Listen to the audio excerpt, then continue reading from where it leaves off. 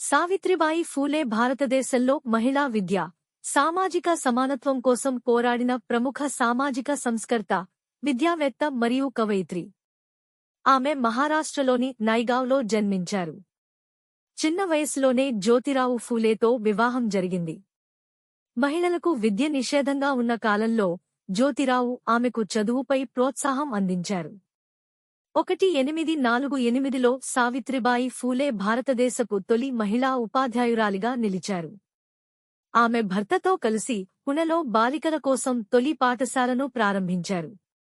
సంప్రదాయవాదుల నుంచి తీవ్ర వ్యతిరేకత, అవమానాలు, సామాజిక బహిష్కరణ ఎదురైనా ఆమె ధైర్యంగా బోధన కొనసాగించారు.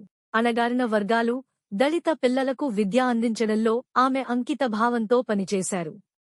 బాల్య వివాహాలు, అంటరానితనం, విధవల అణచివేత వంటి సామాజిక దురాచారాలపై ఆమె పోరాడారు.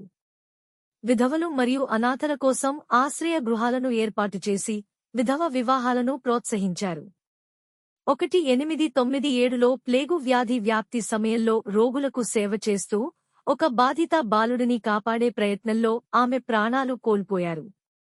సమానత్వం, మానవ గౌరవం, విద్య ప్రాముఖ్యతను ఆమె కవితలు మరియు రచనలు ప్రతిబింబిస్తాయి.